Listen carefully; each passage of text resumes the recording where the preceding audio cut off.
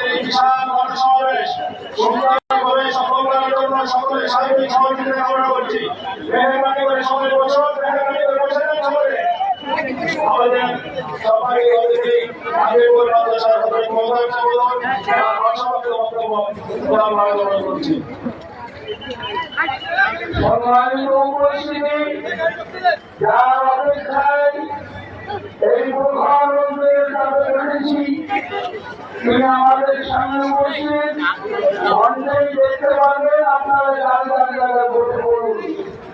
আমি লম্বা আলোচনা নয়, আমরা এই উপলক্ষে হাজার হাজার নেতা কর্মী শাহাদাতের লাশ করেছি। আর দরিদ্রহীনতার বন্যায় বাংলার জমির ভাসছে। দরিদ্র বলে আমাদের পিছনে জমিতে রাস্তায় ঘুরে রাস্তায় বাংলা হেরে পবিত্র ধর্ম গ্রহণ করার অনুরোধ জানাই।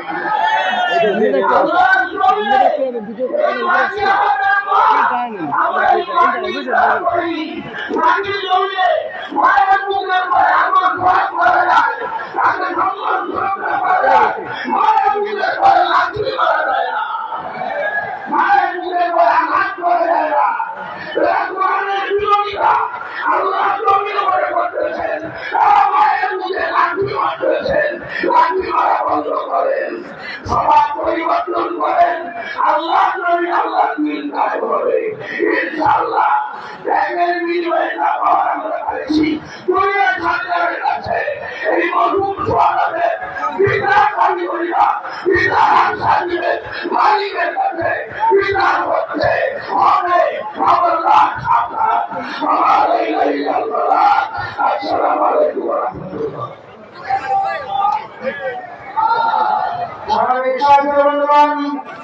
ইসলামী আন্দোলন বাংলাদেশ বাংলাদেশ জামায়াতে ইসলামী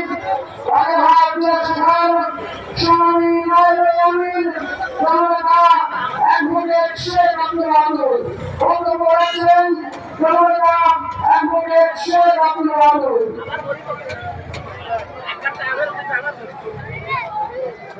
أعوذ بالله من الشيطان الرجيم. بسم الله الرحمن الرحيم. ইসলামী আন্দোলন বাংলাদেশ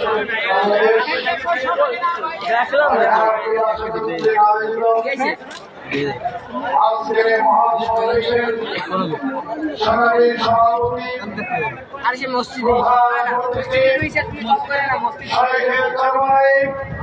সভাপতি জনতার কণ্ঠস্বর সংগ্রামী বিপ্লবী নেতা মুফতি ফয়জুল করিম, উপস্থিত সর্বদলীয় নেতৃবৃন্দ, প্রিয় নগরবাসী, আসসালামু আলাইকুম ওয়া রাহমাতুল্লাহি ওয়া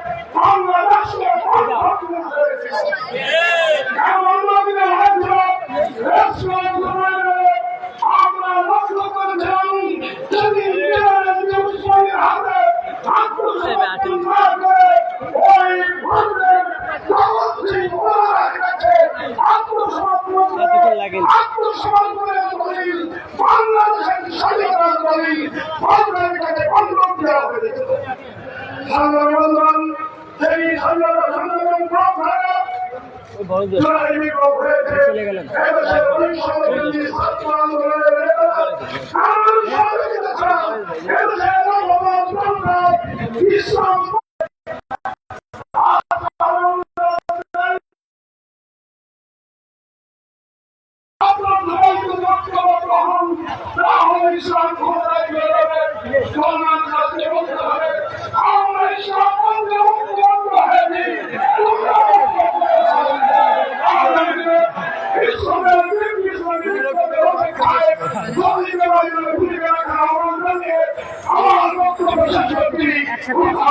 এখন পরপর খেয়াল হয়ে চলে আসবে, ঠিক আছে?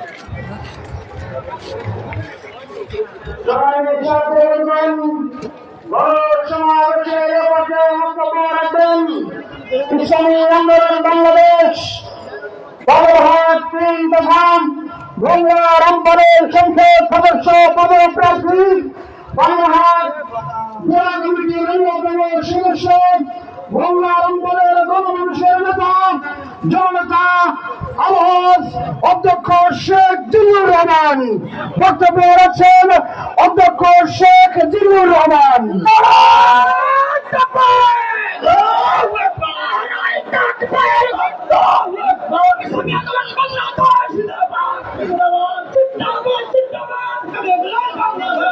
আমাকে বাড়ির ধারে করে দিল্লি।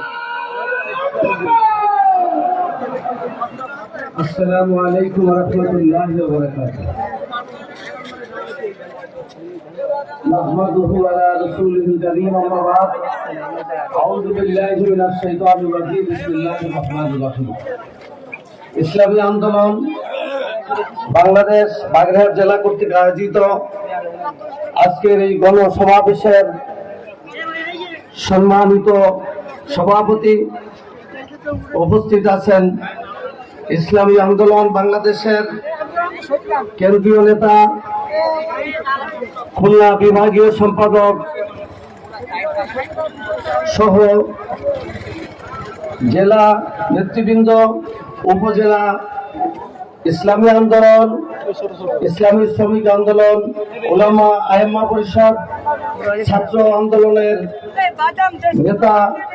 নেতাকর্মী সহ প্রিয় বাগেরহাটবাসী, আজকের এই সমাবেশে আপনাদেরকে আমি ইসলামী আন্দোলন বাংলাদেশের পক্ষ থেকে এবং ব্যক্তিগত পক্ষ থেকে আন্তরিক মোবারকবাদ জানাচ্ছি। মহান আল্লাহ রাব্বুল আলামিনের কাছে শুকরিয়া জ্ঞাপন করছি আজকের এক সুন্দর পরিবেশে আপনাদের ইসলামের ঐক্যবদ্ধ সকল শক্তি এক হয়ে আমরা স্বাধীনভাবে কথা বলার সুযোগ পেয়েছি। এই জন্য মহান আল্লাহ রাব্বুল আলামিনের কাছে আমি শুকরিয়া জ্ঞাপন করছি। মহান আল্লাহ রাব্বুল আলামিন আমাদেরকে এই পরিবেশ তৈরি করে দিয়েছেন, এই সুযোগ করে দিয়েছেন এবং তাদেরকে স্মরণ করছি যে যোদ্ধারা তাদের বিভিন্ন অঙ্গহানি করে কয়েক হাজার যোদ্ধা এখন তারা বঙ্গুত্ব বরণ করছে। আল্লাহ তাআলা তাদেরকে যেন সুস্থতার নিয়ামত দান করেন। সাথে সাথে আমি এই ভুক্তভোগী যারা পরিবার আছে তাদেরকেও আমি ধৈর্য ধারণ করার তৌফিক আল্লাহ যেন দান করেন, এই জন্য মহান আল্লাহ রাব্বুল আলামিনের কাছে আবেদন জানাচ্ছি। সম্মানিত এলাকাবাসী, আজকে আমরা কি উদ্দেশ্যে সমবেত হয়েছি? আমাদের উদ্দেশ্য আমাদের পীর সাহেব হুজুর ঘোষিত সকল ইসলামী শক্তির এক বাক্সে আমাদের ভোট, এই লক্ষ্যকে সামনে নিয়ে আমরা এখানে উপস্থিত। এখন এই লক্ষ্য কিভাবে বাস্তবায়ন হবে এটা নিয়ে আমাদের কাজ করা বিষয়। এক পাগলাকে বলা হয়েছিল, পাগলা তুই শাকন আড়াইস না, শাকন আড়াইলে আমি পড়ে যাব। তো পাগলা কি হলো? পাগলা জোরে শাকন আড়ানো শুরু করছে, কারণ মামা ভালো কথা মনে করে দিছে। এখন বিষয় হলো আমাদের দেশে জুলাই অভ্যুত্থানের পরে আমরা যে অরাজকতা, যে একটা অহিংস পরিবেশ, যে চাঁদাবাজি, খুন, লুণ্ঠন, যে ঘটনার পুনরাবৃত্তি ঘটেছে, আমি বলতে চাই বিগত সরকারের থেকে এটা অতিমাত্রা অনেক বেড়ে গেছে বেশি। আমরা এই অবস্থা থেকে কিভাবে পরিত্রাণ পেতে পারি? তাদেরকে ওই পাগলা সাগরনার মতো মেসেজ দিয়ে দেওয়া হয়েছে ডাকসু এবং জাকসু নির্বাচন থেকে। সুতরাং এখন যদি আমরা এই সান্ত্বনা নিয়ে ঘরে বসে থাকি যে আলহামদুলিল্লাহ ইসলামের শক্তি বিজয় হয়ে গেল, আমি মনে করি এই বিজয় থেকে শক্তি সঞ্চয় করে আমরা আমাদের ইসলামের শক্তিকে, ইসলামের পতাকাকে কিভাবে এই বাংলার জমিনে উড্ডীন করতে পারি সেই প্রচেষ্টা আমাদের চালাতে হবে। কিভাবে আমরা সেই প্রচেষ্টাতে সেই লক্ষ্যকে আমরা কাজে লাগাবো? আমরা ঘরে ঘরে দাওয়াত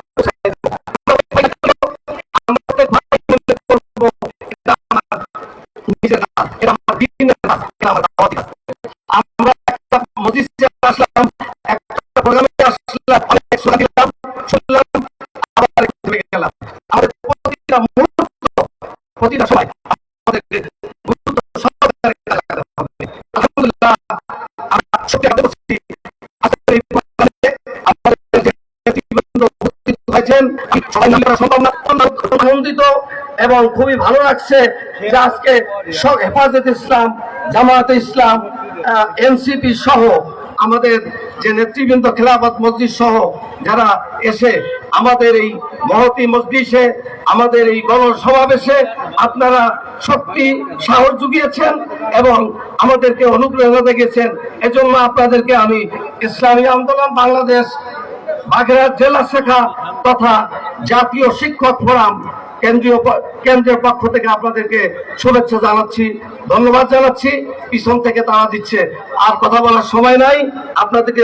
আপনাদেরকে আবারও কোনো এক প্রোগ্রামে ইনশাআল্লাহ দেখা হবে এই আশাবাদ ব্যক্ত করে আপনাদেরকে সবার প্রতি আপনারা যে কষ্ট করে আসছেন এর প্রতি কৃতজ্ঞতা জ্ঞাপন করে আমি আমার সংক্ষিপ্ত বক্তব্য শেষ করছি।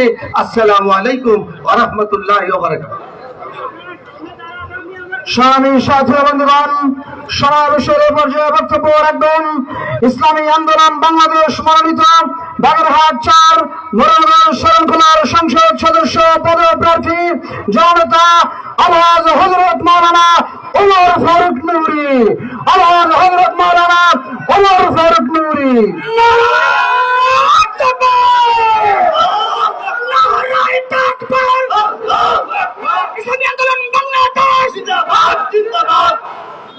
আসসালামু আলাইকুম ওয়া রাহমাতুল্লাহি ওয়া বারাকাতুহু। ছাত্র সমাবেশের প্রধান অতিথি সাহেব চরমনাই, ছাত্র সমাবেশের সম্মানী সভাপতি সাহেব, মঞ্চ উপবিষ্ট অসংখ্য ওলামা ইকরাম, নেতৃবৃন্দ, আমরা অনেক আলোচনা শুনেছি।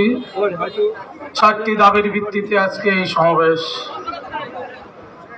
এই দাবি 4টি আমাদের জানা আছে। লাস্ট দাবি হলো বাগেরহাটের 4 আসন বহাল রাখতেই হবে, এর কোন বিকল্প নাই। বাগেরহাটবাসী শাহ খানজান আলীর উত্তরসূরি, বাগেরহাটবাসী বাঘ ও শ্রীগালের সাথে লড়াইয়ের এক বিপ্লবী সংগ্রামী জনতা।